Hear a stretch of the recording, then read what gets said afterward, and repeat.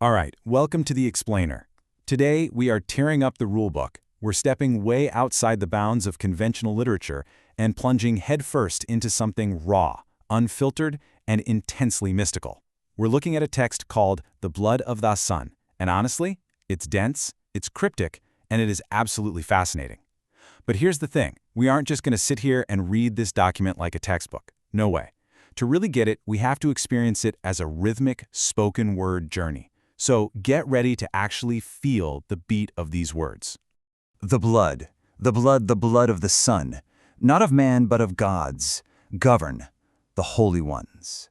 I hear your old cry, I hear your voice. Just take a look at this incredibly intense, surreal sun mask. It instantly pulls us right into the primal calling of the material. The author is right out of the gate establishing a dominion totally beyond the human realm.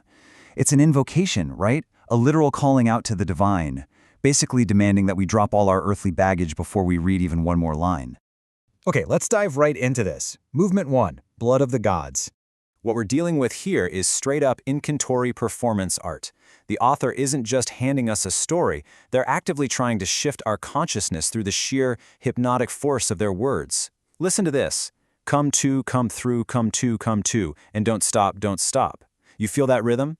It mimics a trance state or a spiritual awakening. The way they alternate the spelling of the word to, T-O-T-H-R-U, the number 2, it scrambles our brain's normal reading habits. It literally forces us to slow down, stumble a bit, and surrender to the chant. It's telling us to know thyself by getting totally lost in the rhythm. And the text isn't hiding its intentions. It explicitly speaks of pronunciations of incantations, of good God-filled revelations. The author knows exactly what they're doing. They're building momentum. Every single line is cast like a magical spell, a super deliberate arrangement of syllables meant to trigger a revelation in us, the listener. It's not just poetry, guys. It's a full-on spoken word ritual.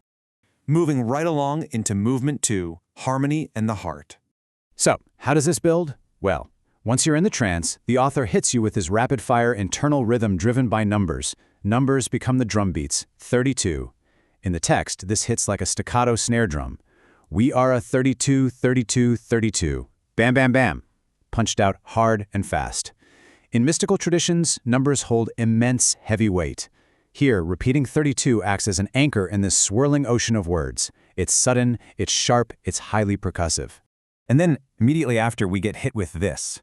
I am the 555, the now, the knowing. 5, 5, 5. The rhythm is just undeniable here. It's a declaration of absolute, supreme presence. The author isn't just saying they understand things. They are equating their actual soul, their very being, with this number sequence and the ultimate state of knowing. Which brings us to the crescendo of this whole rhythmic section. The text lists our speed, our rhythm, our harmony, our music, our magics. Did you catch the spelling? Music with a K, magic with an X. This brilliant crescendo links the physical beat of the words directly to the esoteric. In the world this author is building, the rhythm of the spoken word and the music of the verse are literally indistinguishable from the magic they produce. The performance is the spell. All right, shifting gears. Movement 3, written in hieroglyphs. So having locked in this magical rhythm, let's think about how this esoteric messenger actually wants their cosmic revelations recorded. Imagine an ancient mystic standing on a mountaintop delivering a solemn sermon. Write my names in hieroglyphs and all my teachers on delicate scrolls and leather. They are totally rejecting modern, disposable media. They demand physical permanence. Hieroglyphs are mysterious, they're pictorial, they're sacred. Delicate scrolls and leather, that evokes hidden ancient libraries. The text is demanding to be treated as a literal holy relic. And just look at this imagery, it perfectly captures the profound duality we're dealing with. On the one side, the human element, stoic, earthly, grounded in those tactile striped fabrics. But on the other side, the mystical, that surreal, godlike sun mask just radiating unearthly energy. This is exactly what the text itself is doing. It's bridging the fleshy, rhythmic, very human voice with the blinding, totally incomprehensible light of the divine. Let's keep the energy up. Movement 4, invoking the mystics. Brace yourselves because the text accelerates hard here. The author starts rapid-fire name-dropping occult philosophers to really cement their spiritual authority. I'm not a dog, am a minute Crowley, a spare, a musical Moore, a believe in Nietzsche. You gotta read it with the breathless intensity of a slam poet in full flow.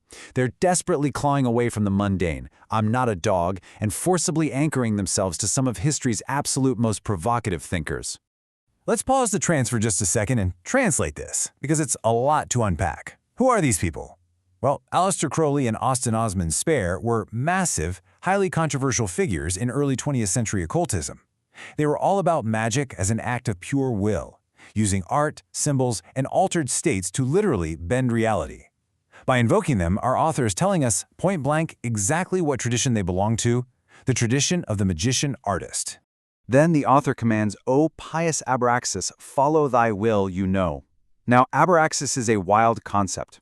Straight out of ancient Gnosticism, Abraxas is a supreme deity embodying both ultimate good and ultimate evil, the whole cosmic shebang, all rolled into one.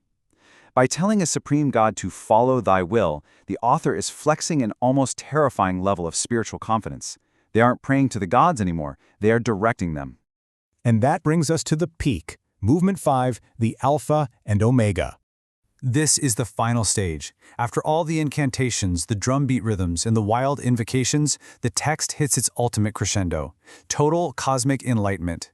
I am replete with purpose, boundless energies, boundless possibilities, boundless tapestries. Just listen to how that echoes. Boundless, boundless, boundless. The scale of this vision has totally exploded off the page. They aren't a writer anymore, they're a conduit for infinite universal energy. And check out how this spatial duality highlights that massive expansion. The text reads, we go up or down or E or W or all. All is us, all in us, all for us, yeah. See, the author plays with basic directions, up, down, east, west, only to just violently throw them out the window for all. They are claiming absolute total dominion. And on the very next line, they boldly declare themselves to be the Alpha and the Omega. I mean, come on, that is the ultimate spoken word mic drop.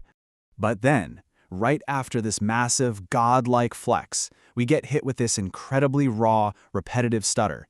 Am I a fool? Am I full of folly? And wow, that is what I want to leave you with today. After commanding literal gods, claiming to be the Alpha and Omega, and rewriting reality itself through rhythm, the author suddenly turns inward with this profound, rhythmic self-doubt. So, I have to ask you, when we analyze a performance like The Blood of 𝔟𝔯𝔢𝔫, S-U-N, are we actually witnessing the brilliant, boundless tapestries of profound mysticism, or are we, in the end, simply full of folly? That right there is the magic of the performance. Thanks for hanging out with me on The Explainer today, and keep questioning the rhythm of the world around you.